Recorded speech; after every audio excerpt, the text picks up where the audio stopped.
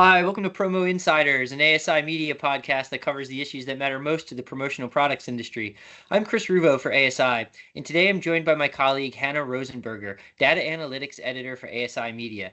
Hannah joined our team less than a year ago, and in that time she's done some phenomenal award-worthy work. That includes a story on the resurgence of printed catalogs that went so viral that the Today Show invited an ASI VP to appear on air to discuss the trend. Still, that's not our discussion topic for today. Today, we're going to focus on another piece that Hannah recently penned that has major import for the promo industry and the world of work more broadly. It's about what has been termed the white-collar recession. It's a phenomenon that's playing out across a variety of knowledge worker sectors. Hannah, thanks for joining me today. Thanks for having me, Chris.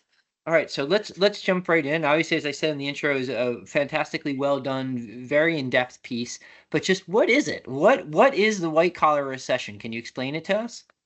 Yeah, I don't know who came up with the term, but it's basically the word for, this phenomenon that's been happening over the past 2 or so years that's resulted in a major hiring slowdown in industries that are, your traditional like white collar office industries like finance, tech, all those. Um, the labor market since the pandemic has kind of been all over the place. But as things have settled down, it's turned out that the hiring rates in those industries specifically have settled down at a rate that's a lot lower than what we were looking at before the pandemic, which is much different from something like healthcare, which is like way up from those levels before the pandemic. I feel like as I was researching the story, I feel like the stat that best like showcased it for me was that the hiring rate for something like business services, which is like your consulting, your legal stuff, really broad category. The hiring rate for business services is about 4% right now, and the last time it's been that low was like 2009, like right after like an The actual depths of the recession. recession. So Yeah. that's Okay. kind of wild. Okay. Yeah. So and it's interesting because it's we see employment numbers every month that say, hey, the economy's adding jobs, and the unemployment rate I think has remained generally below 4% or around there. But it's in a lot of these white collar industries Mhm, that's not happening. It's mhm, different. I think if I read correctly, it was things like government and other healthcare, as you mentioned, that have kind of bolstered those hiring numbers, whereas the professional white collar jobs are lagging. So, yeah. um, got it. All right. So with that in mind, what factors brought about this white collar recession? Recession, excuse me. You mentioned the pandemic. Did that have something to do with it? Just where did this all come from? I think one of the big things was that, right after the pandemic, like after the initial like, what is going on? And as companies were trying to recover from the immediate like economic weirdness, a lot of companies like overhired. So you had this like huge spike in hiring, maybe around like 2022-ish, Okay. late 2021, early 2022, as everybody was just trying to like get their feet back under them. And Okay. as a result, like, the workforce kind of spiked at that point. And in some ways, like what we're seeing now is like kind of a rebalancing of that. So because companies hired so much at that time, they're not necessarily like needing all of the new employees right now that they, hired because they hired them all like at that time. So that in some ways Okay. kind of explains the lack of openings because Okay. companies hired back then and they're not needing to hire now. But that also kind of like I guess creates like a cycle because Mm-hmm. when there's less open positions, you obviously have more competition for the Okay. positions that are there. And then this world of AI that Mm-hmm. we're in right now, it's easier for applicants in some ways to like submit like hundreds and hundreds of applications because with the help of AI. So that kind of Okay. inundates the hiring managers at those limited positions. And then obviously because there's more applications, like more people are getting rejected, so leads to Okay. more applications. So it's just kind of this cycle. And it also doesn't help that, for some reason, some companies find it necessary to post jobs that aren't actual jobs That that they they have don't no intend to hire intention. for. It's like ghosting, right? Ghost jobs they call it, like where it's Yes. they don't actually intend to hire for the position. Maybe there's resume collecting, or maybe they just want to see what's out there. Whatever the reasons may be, maybe they have to check a box, so to speak, that they advertise the position, but they already know who their candidate is. So that's fueling all this too, right? Exactly. Yeah, because Yeah. in some ways, companies just want to be like, "Oh, look, we're growing, we're hiring people," but they can do that by just like posting a job and then like never actually doing anything with it. All right. Just hearing you speak, a question pops up, and I forget if it was addressed in the story. Um, is it has there been an increase in layoffs? Is there to kind of correspond with that is well, like all right, so we overstaffed. Okay, now we're going to correct and maybe let some folks go. Has that contributed to what we might call the white collar recession too? I think in tech, especially last year, we saw a lot of layoffs. I feel like Okay. Amazon, like Google, like Sure, high all those profile. big companies, like I feel like especially even moving into 2025, I feel like I've seen a bunch of news stories lately about, people Hmm. just letting go. So but that is definitely a part of it.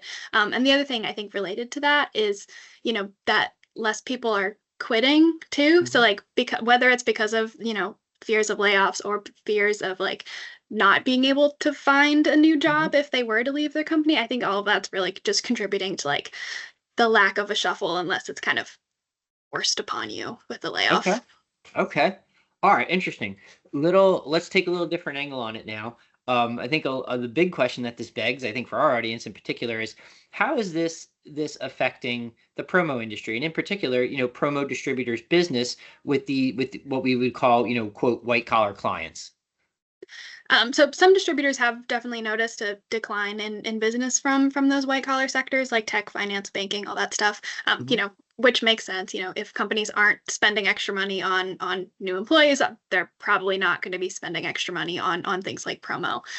But what was interesting to me was that even if those sales numbers aren't necessarily changing, like people have noticed a difference in like what those companies are choosing to spend their promo dollars on. So Okay. in some cases you have, if you have a company that like does a lot of onboarding type stuff, like lots of stuff and involving their new employees, they might Hmm. shift from that to something more focused on employee retention or appreciation for their already existing, Okay. segment of employees. If they're not bringing on new people, like there's not necessarily anything there for them Sure. to do with onboarding. Right. Yeah. Um, and then the other half of that is, if you do have companies that have historically done a lot of like employee retention or Hmm. appreciation type stuff, they're shifting. People have noticed like a shift away from that more Okay. towards promo campaigns focused on, executives or like fancy top people, Okay. whether that's in the company or like targeting like potential investors or things like that. And I think that's in large part because of, what I said about the quit rates. Yeah. If companies know that, their workers aren't gonna be likely to leave, they might feel less of a need to, put a lot of effort into Oh, we're a keeping them family, where they're Hannah. at. We're a family. We hear that a lot, right? But really good point. I think of how that spend shifts, and I think your analysis is spot on because it's if I kind of know that it's a terrible way to put it, but like I have this bird in the bush, so to speak, already, and it's not going anywhere. I don't really have to worry about that too much. I'm maybe worried about, making sure I want to put more toward making sure my top clients or Mhm. my top executives who there's always potential mobility if you're a talented accomplished executive, so you want to spend more towards making sure those people are happy, so that spend shift makes sense. I do think it's important to highlight though that there is still spend going on though. It's For not sure. it's not like okay, we're just not spending anything anymore in these, and it's just it is a shift in spend, and in some cases, if I read correctly, it is a bit of a downsize in spend too. Is that accurate? Is that yeah. Yeah, Yeah. definitely. It really depends on, I think, where you're might be located as a distributor. Like if you're in California and all of your clients are like the Silicon Valley type, you might Hmm. notice a bit of a downturn as those companies are like laying off lots of employees or doing whatever they're doing. But if that's not your client base, then Right, if you're yes, working with manufacturer, maybe it's okay. It's not exactly. as much of a thing. Okay, all right, got it. So, how is the white collar recession impacting job hunting, staffing, hiring efforts, all those things, in our industries? Like, basically, how is this impacting, how suppliers and distributors are going about their business? Yeah, I was curious about this when I started researching this story because I didn't really know how much promo fell into like the Hmm. white collar bucket because on the one hand you have suppliers who might be doing more like manufacturing and Sure. that side of things, and then on the other hand you have distributors who are more on like the marketing advertising side. So I really didn't Mhm. know what it was going to look like there, but what I found was that it did seem the biggest impact was, really like a bigger talent pool, Okay. or bigger like applicant base for distributors and suppliers that are hiring right now. Because whether or not people are like, currently unhappy in their Hmm. wherever they're working currently, or like they're unemployed and trying to find a job. There's a lot of applications flying around. So a lot of people did tell me that, it's easier to find people right now than it used to be, especially like a year or two ago when everyone was quitting and just kind Hmm. of when everybody was um, trying to weed as much as they could out of their prospective employers, like peak Sure. 2022. Sure. Um, so yeah, Oh, so I think that's allowed. In some ways, that's allowed promo distributors and suppliers to like focus on people that have a better fit maybe okay. for particular positions rather than just trying to, snap up anybody that they could get their hands on just because they needed more All bodies. right. So the arc of things over the last couple of Hmm. years sounds like it's been, if I'm hearing you right, it's hey, there was a mad hiring frenzy. We need to ramp up because we need to get warm bodies in here. Whether it's and this is across industries, not just white collar. Somebody worked the press, and I need reps in here and CSRs to manage all these orders we have coming in.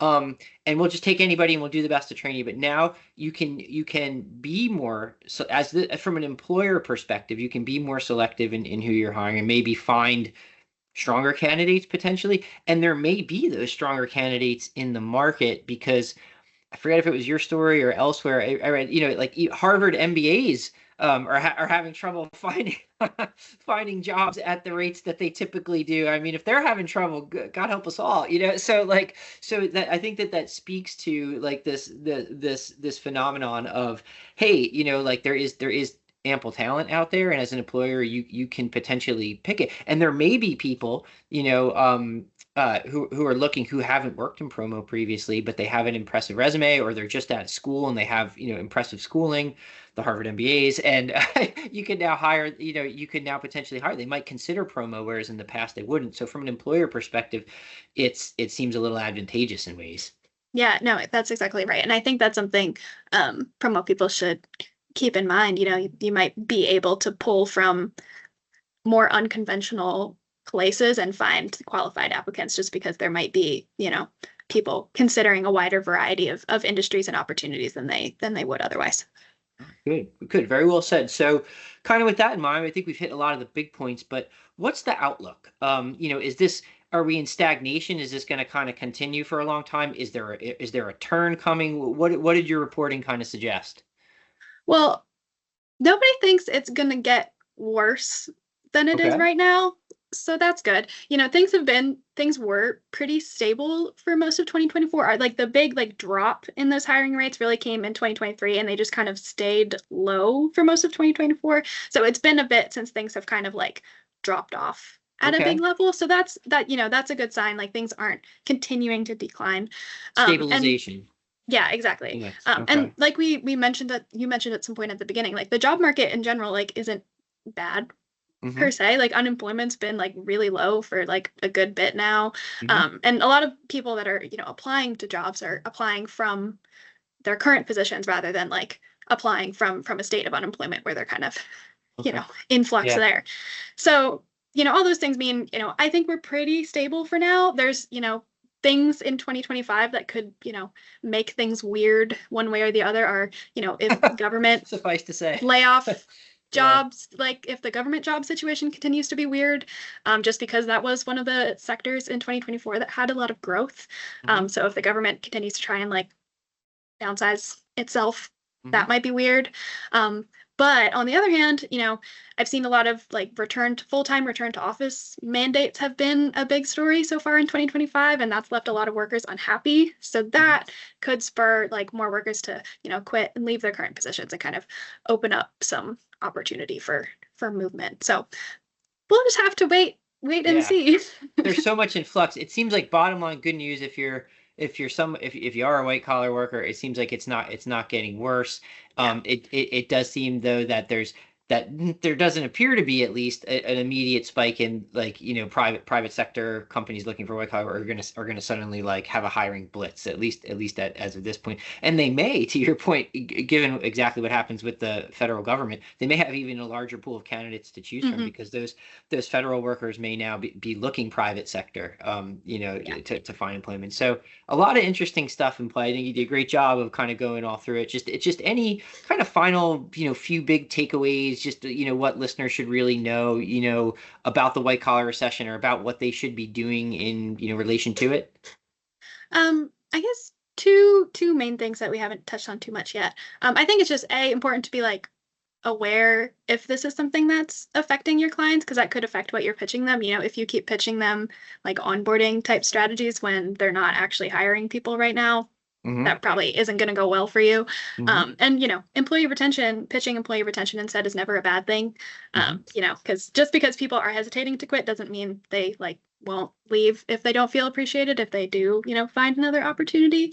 Sure. And I think the other thing that came up a little bit while I was researching is, just because the job market is weird and like employers have a little bit more of the power right now doesn't mean that companies can necessarily get away with kind of removing some of their benefits or like lowering salaries and things, Mm-hmm. especially if they want to continue attracting the best people. People might want to leave their jobs again, but they're not going to unless you as like a potential new employer are providing something more attractive or like more interesting or whatever. So yeah, you might have a bigger talent pool, but that might end up being a pool of AI randos, unless you're Okay. offering something interesting as an employer. Got it. Got it. All right. Well, great stuff, Hannah. Thank you so much for joining me today. I really enjoyed the discussion, and on a very interesting topic. Yeah, thanks for having me, Chris.